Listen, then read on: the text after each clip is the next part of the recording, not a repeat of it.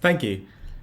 There are many challenges that businesses with digital consumers face, but most of them point to two core problems: how to optimize their digital offerings to expand and grow revenue, and how to attract the right high value audiences to their digital products.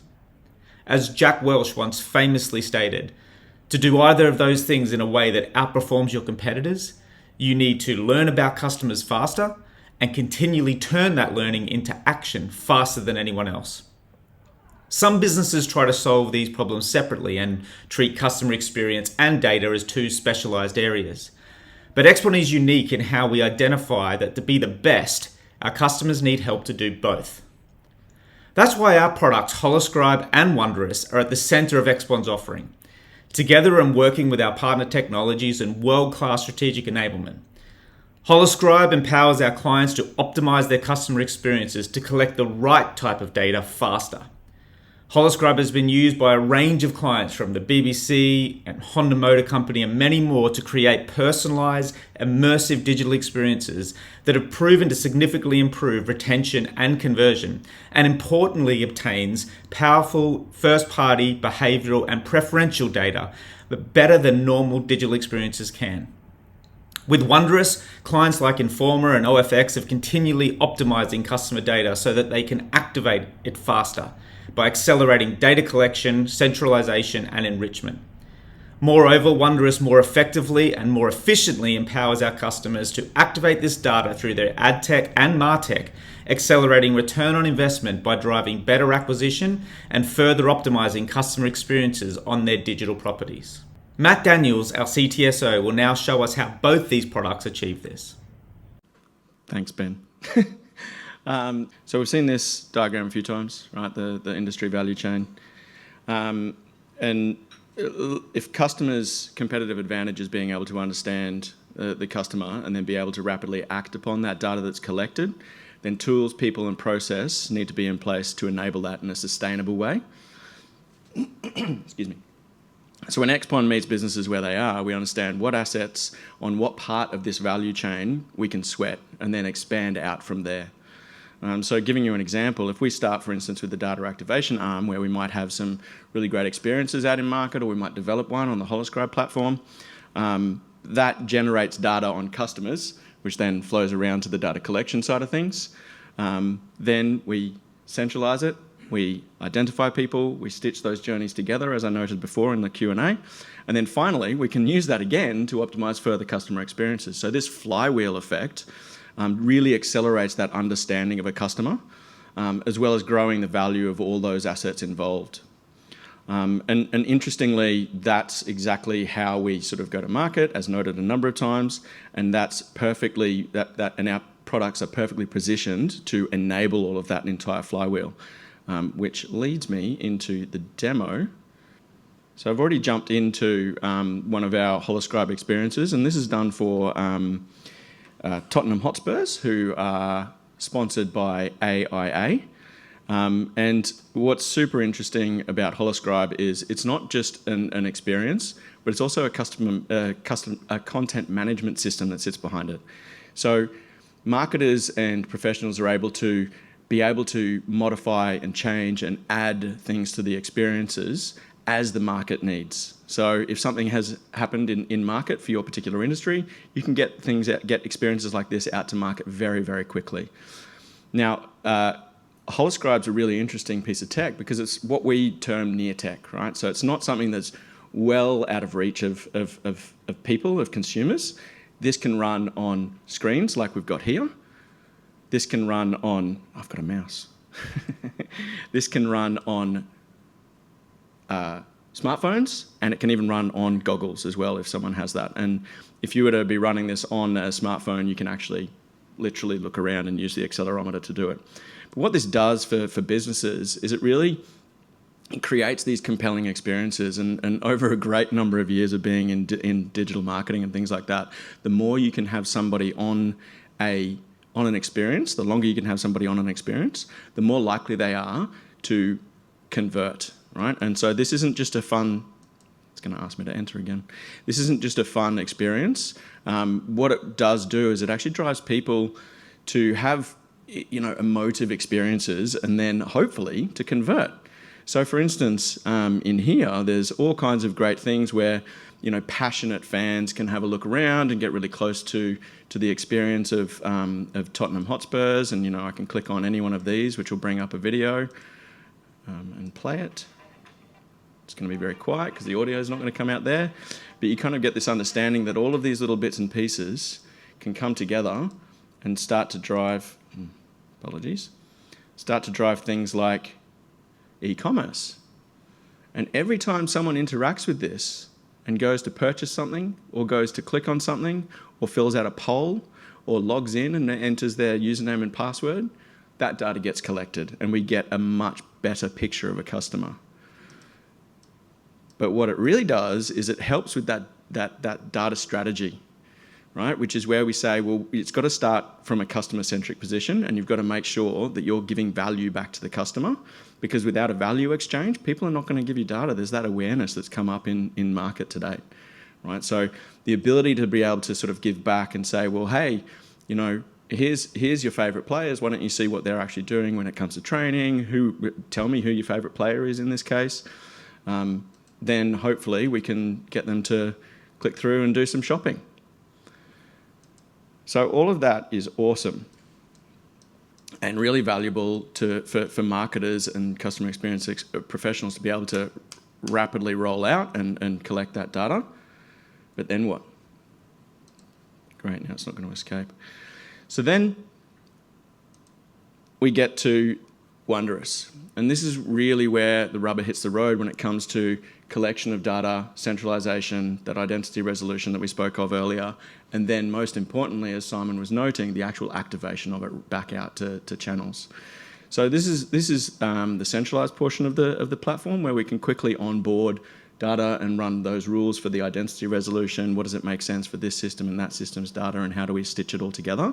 I'm not going to run through that. What I'm going to do is I'm going to run through this main platform, which is really the tool that the marketers use. And this is where marketers can jump in and they can have a quick snapshot of where they're at with their journey for Wondaris, which is what's on screen now. And then they can quickly go through a few high-value activities, such as understanding your customer. As per Jack Welch's quote, the ability to rapidly understand your customer is really, really important to be able to give you a competitive advantage. And that's really what Wondaris can help do. I can create an activation, which is the process of actually sending an audience from that understanding out to an advertising channel or a marketing channel to then put a message in front of. So Ben noted that there's two big challenges that we face. One of them is generating more revenue. Often we do that via sweating the assets that we've got, and by targeting high-value customers to maybe come back, maybe they haven't shopped for a while, maybe we want to put a retail offer in front of them. But that also talks to cost optimization, right? I don't want to spend, as a marketer, I've got limited funds, right? It's tough times, economic times, yeah? I don't want to be spending all of my money on trying to acquire people who may be lower value to my business, right? So how do I find that? How am I empowered to be able to do that? Once the data is onboarded, and again, that can be onboarded from various different places. It could be a CRM, it could be a Holoscribe experience, it could be via the Wondaris centralized mechanisms, which brings the data in directly from places like Shopify and HubSpot. I can then quickly click on things like Understand Your Customer. Now this goes through, and actually Wondaris has also got some enrichment engines which goes through and can analyze the data depending on what data you've brought in. I'll caveat that this is retail data and is mock data. I'm not showing real customers' data, so you're not going to see any PII. That's my security hat on there. And so I can quickly understand the data. So these models are run over the top of the data if it's available. If it's not, then we run different models. Yeah. So we've got things like recency and frequency, which kind of highlights how recently someone has purchased with you and how frequently they've purchased with you. And you might be noticing trends, and you might say, well, that's really interesting. This group here is a high-value lagging customer, right? They purchase moderately frequently within the data that's ingested into Wondaris. Oops, don't want to right-click. Purchase moderately frequently and purchased moderately recently, and they're a large spender, right? So I can quickly go and click on this and start activating from there. Now, again, that capability of having that in the hands of the marketer, the non-technical user, is massively valuable. Previous example that we used to that we understood from customers is, as a marketing team, I would brief the data team. I would say I would like a list of customers who generally purchase a lot, they haven't purchased recently, and they generally spend a lot of money. Can you go and get that for me? And that goes into a backlog. The data team's busy pulling reports for the CFO and the operations team and stuff like that, and marketing is kind of left. So eventually it gets prioritized and it gets done. There's a backwards and forwards. The marketer goes, oh no, that's not quite right. A little bit of fix up with the list. Then the compliance team comes over and goes, hold on, what are you doing with this? How are you sending that? What are you doing with it? Have you got approval for it? Have you got consent for it? Are you allowed to do it? How are you transporting it?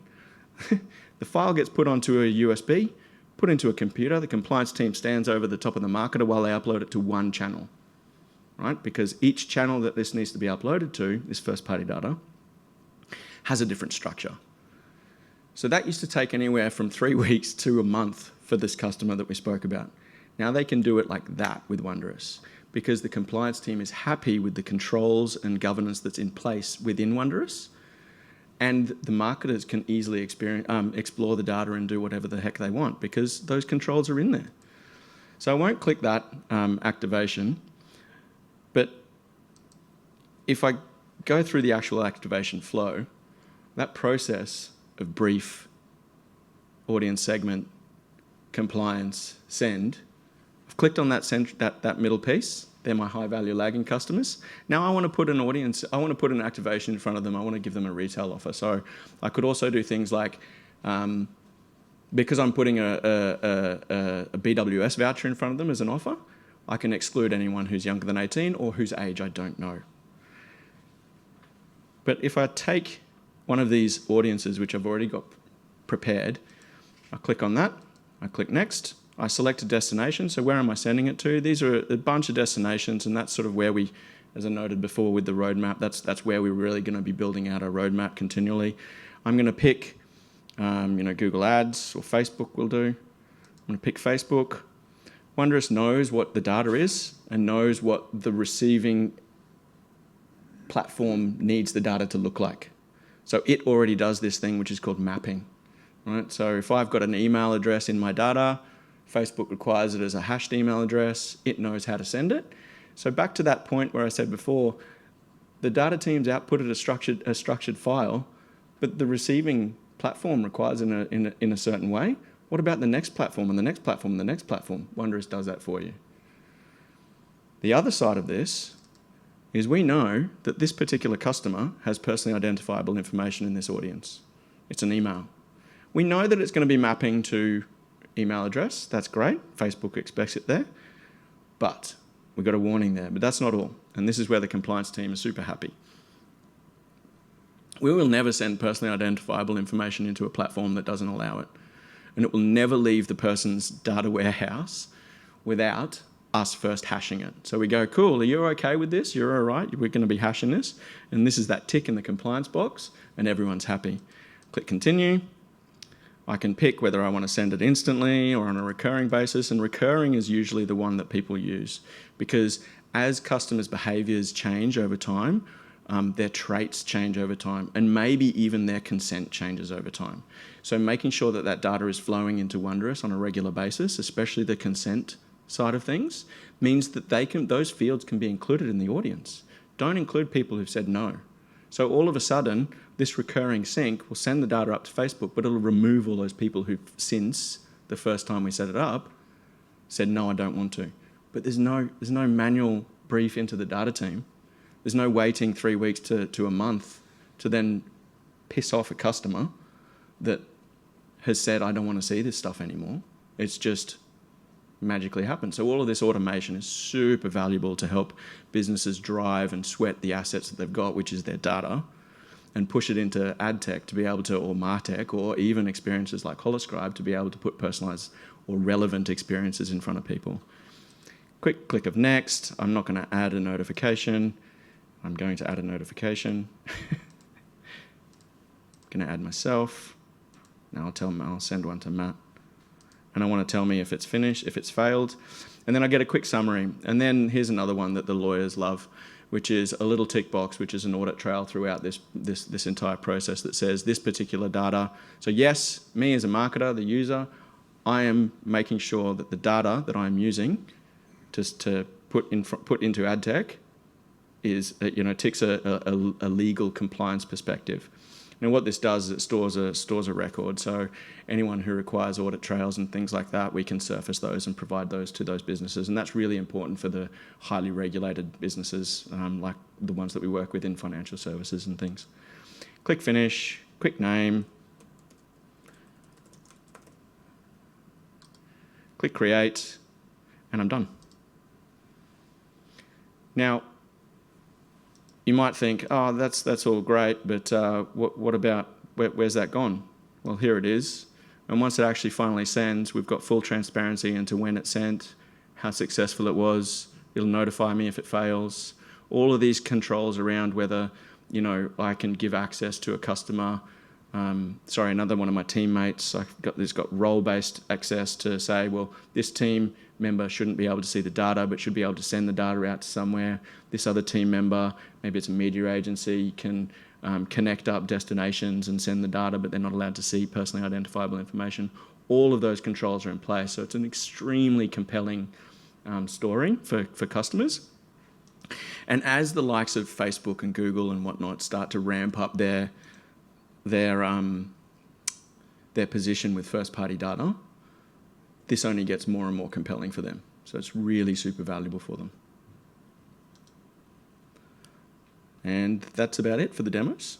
Similar to Matt, I'm sad to not be in the room today. I really do miss the opportunity to connect with everyone in room, and I am, however, grateful and quite excited at the opportunity to share a deeper look at how XPON lands and expands customers, and bring a bit of flavour and shade to everything that you've heard today from the likes of Simon and Matt, and obviously Matt D, just talking to the fact that we get to know customers intrinsically, but then also build this relationship and grow our business with them over time.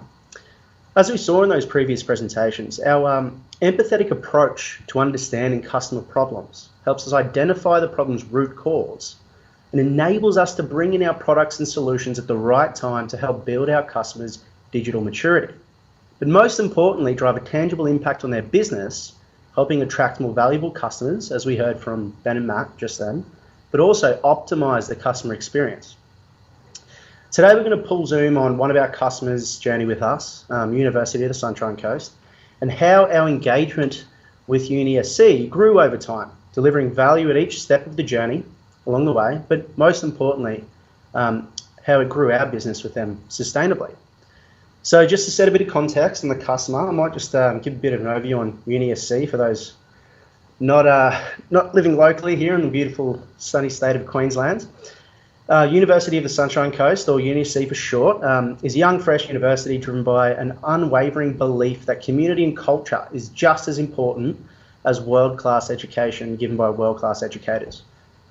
With their first campus on the sunny coast, opening its doors in 1996, their award-winning facilities now span 5 campuses throughout southeast Queensland. One thing that stood out for us at XPON when initially approaching this customer was UniSC's view on their identity, where they are never going to be bombarded with stale traditions, or we hear phrases in the corridors like, "That's the way we've always done it." So when we first engaged, we're engaged by their marketing team over a 69-month sales cycle. UniSC shared with us a marketing and media challenge, where the marketing teams were serving media campaigns. So if we cast our mind back to that Wondaris demo just then, the final step after that into ad campaign world, where they did not have the confidence that they wanted in the campaign efficacy or efficiency, and were unsure as to whether the data found in the reports they were reading were actually accurate.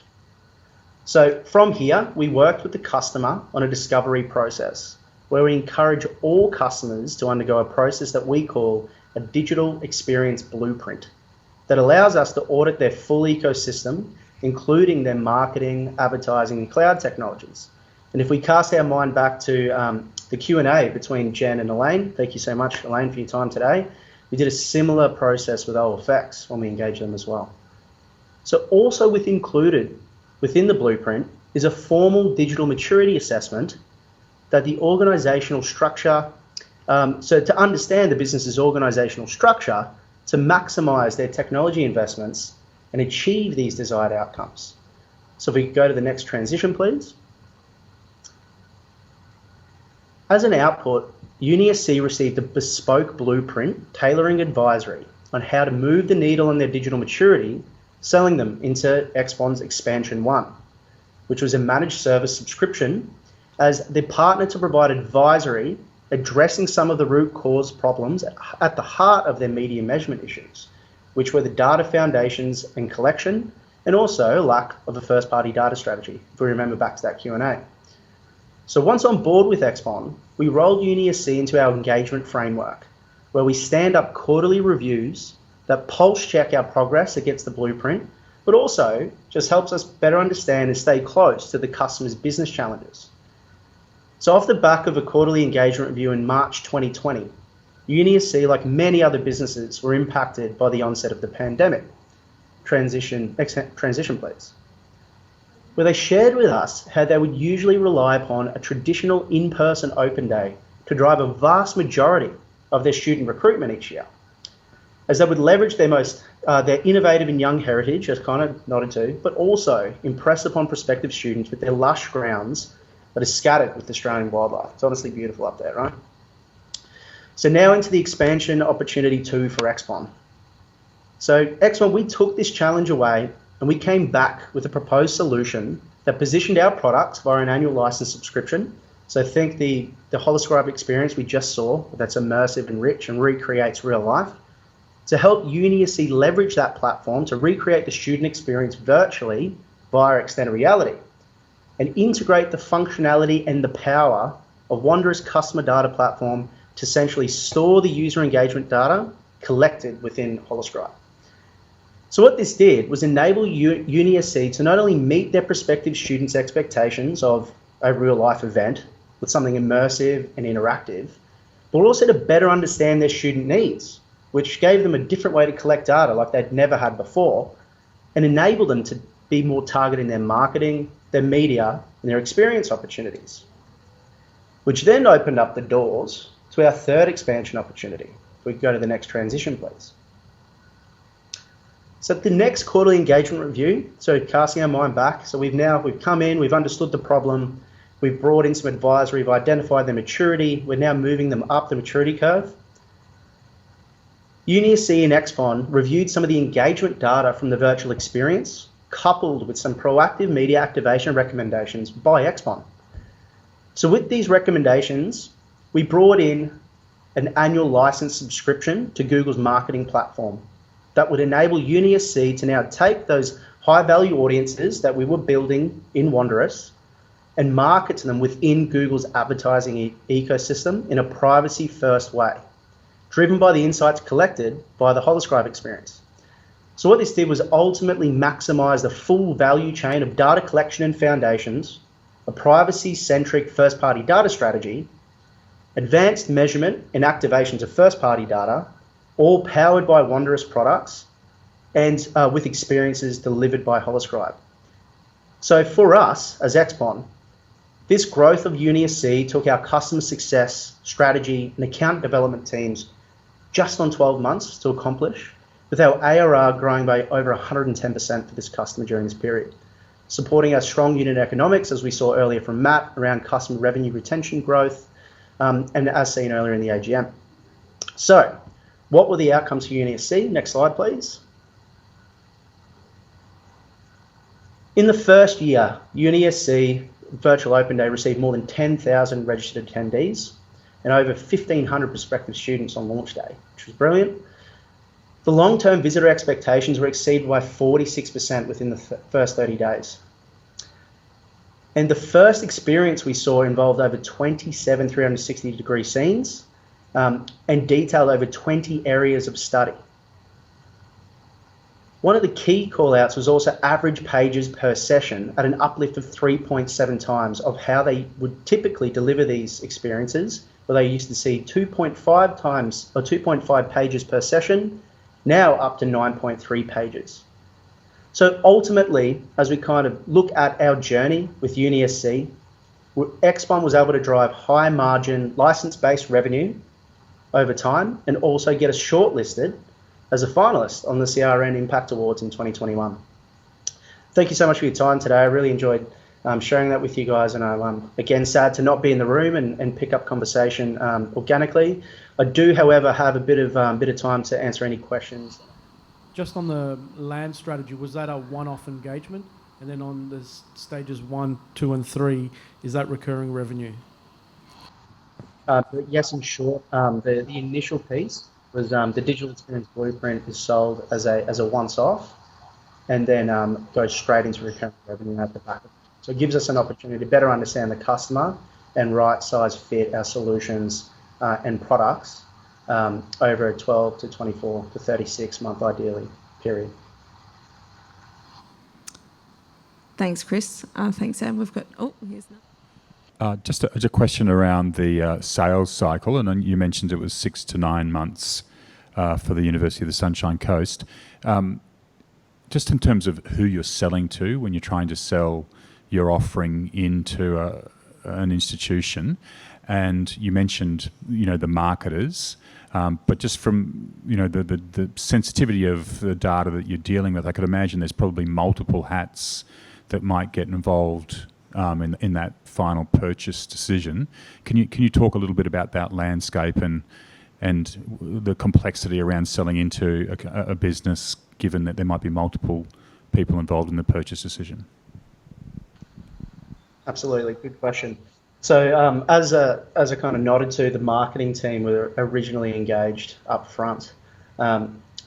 What we try and do as quickly as possible during that pre-sales piece, then also as one of the major leverage points within the digital experience blueprint, is to bring in other stakeholders mapped to the business activities and the business outcomes our customer are trying to achieve. So the sooner we can get in the owner of either product or data into the room to have those business-centric conversations, the sooner we can start to relationship map and also start breaking down the barriers of any conversation that we need to unpack with those key stakeholders. What we typically find is the blueprinting process, because it does touch multiple parts of the ecosystem, whether it be cloud or martech, adtech, etc., gives us a nice organic way to start those conversations from an audit perspective to understand how we can start to build credibility with those different parts of the business as we go through the sales cycle. Thank you. We've probably got time for one more, and then we'll move on to the next session. Jules, Pip, just over here. Thanks. Yeah, thanks. Jules Cooper from Shaw's. Just on that blueprinting, is I imagine you put this example up as being representative, but is that the common format to onboarding a customer used like Wondaris and Holoscribe is first through that blueprinting process? Like 90% of customers would enter, via that first relationship? Our goal is to best understand the customer and the opportunity for XPON with every single one of the customers. There's definitely circumstance where there will be a potential tactical license-based sale where there's a very clear problem solution statement that we can identify and come in and deliver value quickly. And like Simon mentioned, value is at the heart of each one of these engagements. So then what we will typically do then is provide a point solution via a license with a customer and then come back within that first quarter and deliver a blueprint exercise to understand the customer. But then there are a lot of circumstances where we get to build that credibility and relationship through the blueprinting up front also. So at this point in time, as we continue to move through the sales cycle, we will do both. One last question, Adam.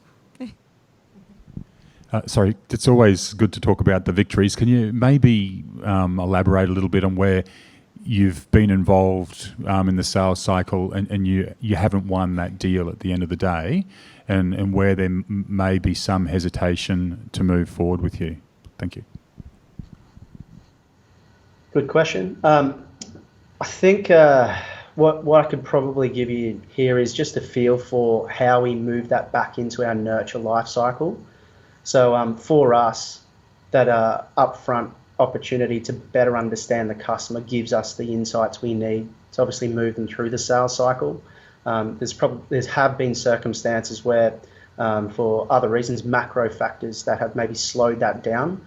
We definitely don't see that customer dropping out of our funnel. We just see the customer moving slightly back up the funnel for a nurture campaign to just go back in and provide our advisory and leadership through content and education as we go.